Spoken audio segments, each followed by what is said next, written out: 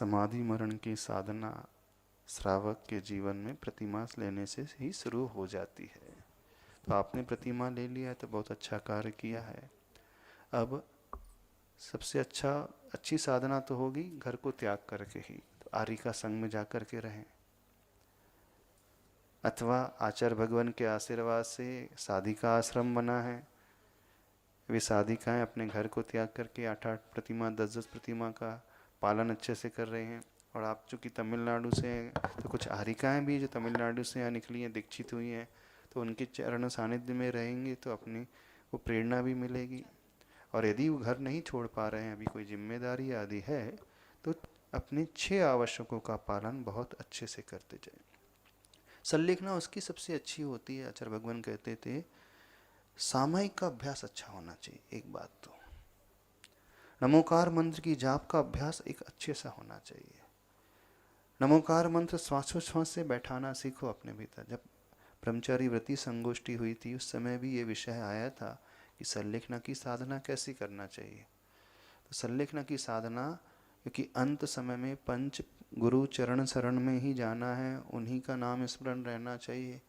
पर शक्ति शरीर में इतनी नहीं रहती है कि आप माला उठा करके पढ़ सको, मुख से उच्चारण कर सको। शरीर एकदम शिथिल हो जाता है।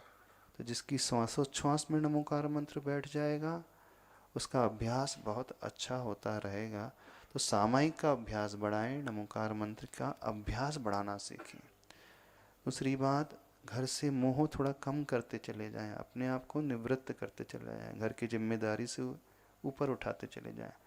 क्योंकि इस अवस्था में नाती पोतों से मोह बहुत होने लगता है। हाँ, बाकी से तो मोह नहीं होता है, बच्चों के बच्चों से मोह होने लगता है। तो उस मोह को छोड़ने की कोशिश करें।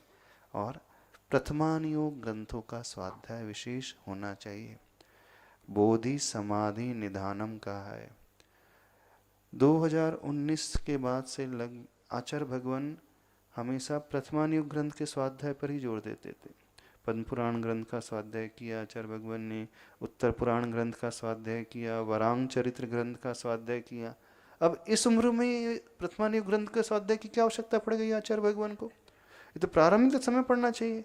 लेकिन नहीं, परिणामों को संभालने की आवश्यकता होती है। अब कर्णानुयोग का आलम्बन नहीं लेना पड़ता है।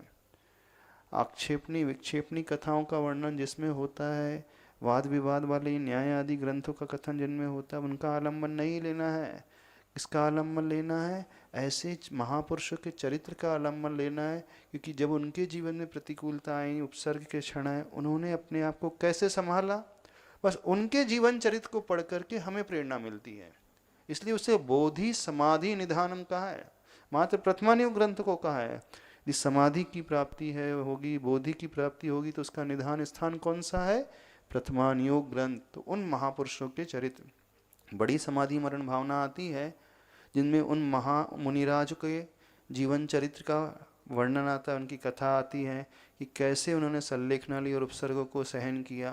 तो एक मरण कंडिका ग्रंथ है और भगवती आराधना ग्रंथ है, 2 ग्रंथ है। इन ग्रंथों का स्वाध्याय यदि करते रहे साधक तो उसके परिणाम उस ओर बने रहेंगे। इस हिसाब से आप साधना करना शुरू करें।